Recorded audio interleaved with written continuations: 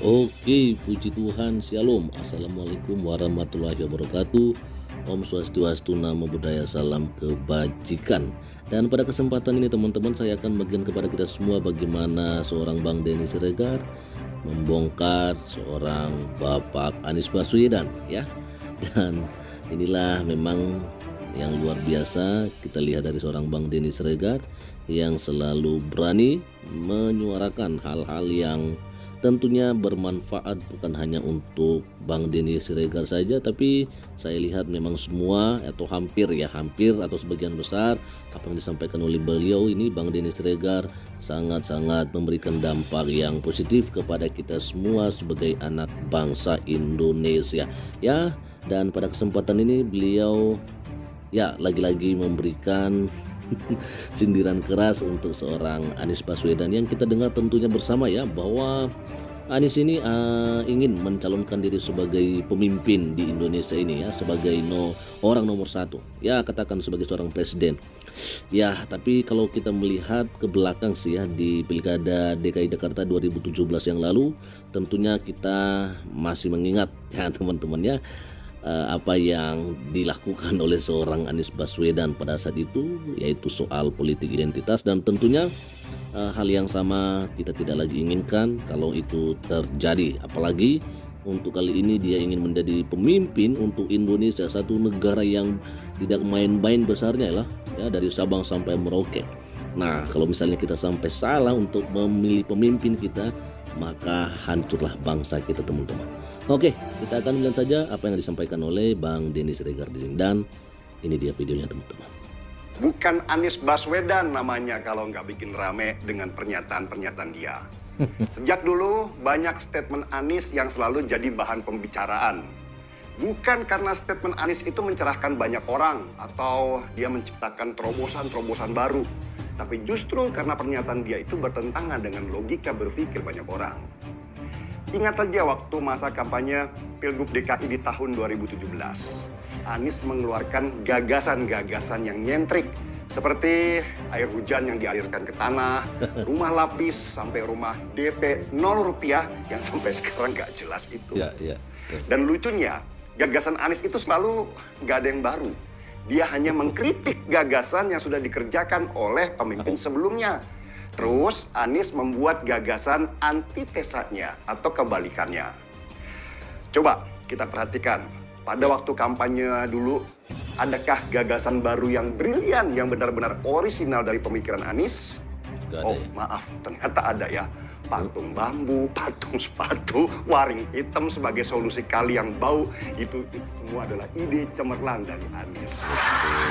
Saya jadi ingat dulu ketika Anies masih ada di barisan pendukung Jokowi. Banyak orang yang terpesona sama dia karena tutur katanya yang dianggap pintar. Bahkan kabarnya Jokowi juga terpesona dengan ide-ide Anies tentang tenun kebangsaan. Judulnya sih keren, tenun kebangsaan. Ini konsep tentang merawat kebinekaan kita yang sempat hancur karena dibiarkan SBY selama 10 tahun. Dan Jokowi, saking sukanya Anies pada waktu itu, gak berpikir panjang langsung meminta Anies untuk menjadi Menteri Pendidikan. Tapi antara teori sama praktek, itu ternyata jauh banget bedanya.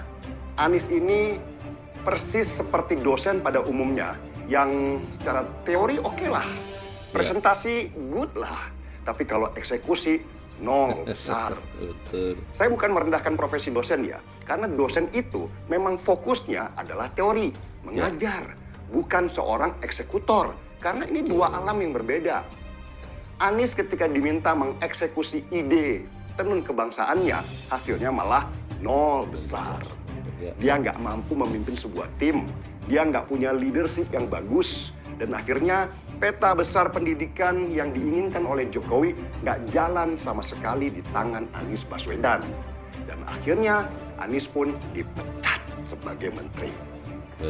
Jadi kita harus paham, ketika Anies Baswedan mencoba kembali keluarkan gagasan antitesa dengan mengkritik program mobil listrik yang sekarang sedang dikerjakan oleh Jokowi. Anies bahkan dalam kritikannya itu terkesan nggak tahu apa-apa dan hanya sekedar kritik saja, sekedar pengen jadi antitesanya doang. Perhatikan saja ketika Anies bicara kalau emisi mobil listrik itu jauh lebih besar daripada emisi mobil berbahan bakar minyak. Ini kan, maaf ya, statement yang bodoh sekali. Semua orang juga tahu kalau mobil listrik itu digencarkan di seluruh dunia. Tujuannya untuk menekan emisi atau gas buang yang diakibatkan oleh sektor transportasi yang berbahan bakar minyak dan gas. Bahkan statement Anies Baswedan itu dibantah oleh produsen mobil listrik dari Cina, yaitu Wuling. Palingan juga Wuling ketawa. Kok bisa ya calon presiden nggak paham hal yang gampang kayak ginian? Anies juga mengkritik subsidi yang diberikan Jokowi supaya orang-orang mau pindah dari mobil BBM ke mobil listrik. Anies ini berbicara seolah dia adalah Robin Hood, bahwa subsidi yang diberikan Jokowi itu hanya bisa dinikmati oleh orang kaya. Padahal di banyak negara, subsidi untuk mobil listrik ini sedang digencarkan, bukan hanya di Indonesia saja. Ya. Kenapa subsidi untuk mobil listrik itu penting? Ya karena untuk mengubah teknologi dari BBM ke listrik itu nggak mudah dan butuh biaya yang super mahal. Infrastruktur untuk mobil listrik harus dibangun di sepanjang jalan, terutama untuk charger mobil. Nah, nggak ada tuh investor yang mau investasi infrastruktur charger mobil kalau mobil listriknya masih sedikit. Betul. Jadi, supaya ada penambahan pengguna mobil listrik, pemerintah di banyak negara, termasuk juga di Indonesia, memberikan insentif seperti subsidi supaya pembelian mobil listrik ini tumbuh pelan-pelan. Ini analogi sederhana sih. Masa Anies Baswedan nggak paham? Dia kan mantan dosen dan mantan menteri. Ya. Tapi saya nggak yakin sih kalau Anies nggak paham. Dia itu paham. Tapi kan dia adalah antitesanya Jokowi. Dia harus terus mengkritik Jokowi supaya dia kelihatan pintar. Seperti dulu waktu kampanye gubernur, Anies terus-menerus menjadi antitesanya Ahok dengan mengkritik program-program Ahok yang sedang dijalankan. Ya. Tapi tunggu dulu. Ketika akhirnya Anies menjabat jadi gubernur, dia malah meneruskan program Ahok karena dia nggak punya ide baru tentang program. Anies hanya memoles nama program Ahok supaya bisa diakui bahwa itu adalah ide dia. Kayak normalisasi diganti sama Anies dengan nama naturalisasi. Rumah susun diganti dengan rumah lapis. Reklamasi diganti dengan nama perluasan daratan. Kerjaannya sama, cuman ganti nama doang. Gitulah Anies Baswedan. Nanti pun seandainya dia jadi presiden, kerjaannya cuman ganti nama doang. Misalnya subsidi mobil listrik diganti dengan kemudahan mobil listrik. Intinya sih sama, cocotnya aja yang beda. Tapi kalau melihat karakter pendukungnya Anies Baswedan, ya kita harus maklum kenapa Anies itu berbuat begitu. Karakter pendukung Anies bukan kumpulan orang yang ketika dikasih wacana program, mereka bisa langsung mengerti. Mereka itu banyak yang berpendidikan rendah, militan, dan pengangguran. Jadi kalau Anies mau bilang apapun, mereka tetap kagum sama Anies. Anies buat para pendukungnya adalah pemimpin spiritual. Yang mereka lihat di Anies bukan bagaimana kerjanya dia, tetapi backgroundnya Anies yang kakeknya dulu pejuang. Anies adalah muslim yang taat. Anies berasal dari ras Arab yang mereka agungkan. Ya, cuman gitu aja. Sama seperti ketika mereka melihat orang yang pakai gelar Habib, langsung orang itu dipuja seperti dewa. Anies pernah bilang, karakter pendukung sama dengan karakter yang didukung. Baru pertama kali saya melihat Anies Baswedan itu benar. Para pendukung Anies, karakternya memang sama dengan Anies. Sama-sama suka bohong dan sama-sama suka dibohongi. Nah, saya seruput dulu kopinya. Luar biasa ya apa yang tadi disampaikan oleh Bang Denny Siregar soal Anies Baswedan ya. Dan sekarang kita akan coba lihat beberapa komentar yang sudah ada di sini. Dan dari Yabar dengan tidak memilih Anies kita sudah ikut andil menyelamatkan bangsa ini. Oke, luar biasa. Lalu berikutnya ada dari Budi Samsudin ya. Bagi Kadrun Anies orang yang sangat istimewa, tapi bagi orang waras dan cerdas Anies sangat menyebalkan. Sehat selalu Bang Denny, terus suarakan kebenaran ya. Lalu kemudian ada dari fans Real Madrid cabang Mau atau apa sih ya? Cabang ya, cabang Mau titik ya. Jangan ada kadrun di antara kita, biar Indonesia selalu damai, maju dan tidak dibodohi ya. Setuju ya. Dari Aulia Putri, benar kata Pak Jokowi, jangan salah pilih pemimpin. Kalau salah, negara akan hancur. Ya, memang kita harus memilih pemimpin yang benar-benar cinta Indonesia, teman-teman ya. Cinta keberagaman tentunya. Bagi Anies yang penting beda dengan Pak Jokowi. Mau jelek, mau bagus, dan salah sekalipun yang penting beda. Makanya jangan salah pilih pemimpin. Hanya Pak Ganjar pilihan yang tepat dan mau melanjutkan program-program Bapak Jokowi. Ya, setuju ya. Yang penting jangan Anies lah ya.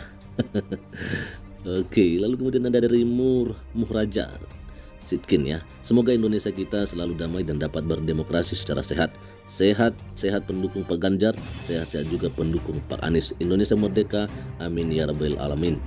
Oke, ada dari Pak Ian, sangat berbahaya kalau Anies jadi pemimpin. Dia bukannya membawa kemajuan tapi malah membawa kemunduran. Wow, gawat ini. Jangan sampailah kalau begitu ya. Ada dari Rian Custom ya. Demokrasi ini sangat lucu, apalagi Pak Anies yang selalu melawak. Sehat selalu Pak Anies, tapi dukungan saya tetap Pak Ganjar Pranowo. Ya, oke, jadi artinya ya kita harus tetap menghargai siapapun yang akan mencalonkan diri ya. Tapi masalah pilihan itu ya tergantung kita, teman-teman ya. Ada dari Made Sudiati, ini paling terakhir ya. Cukup Jakarta yang merasakan semua yang telah dilakukan. Jangan sampai bangsa dipertaruhkan oleh penguasa omong doang maksudnya ini ya. Semoga rakyat Indonesia cerdas memilih estafet pemimpin berikutnya, tidak terlena oleh janji-janji manis tanpa sanggup untuk merealisasikan, sehingga anggaran habis tidak ada dinikmati oleh rakyat hasilnya. Majulah NKRI.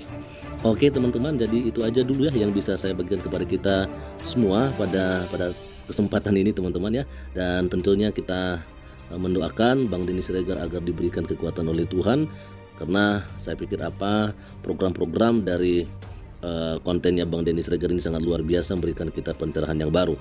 Yang penting kita harus tetap menjaga yang namanya keutuhan Negara Kesatuan Republik Indonesia. NKRI harga mati.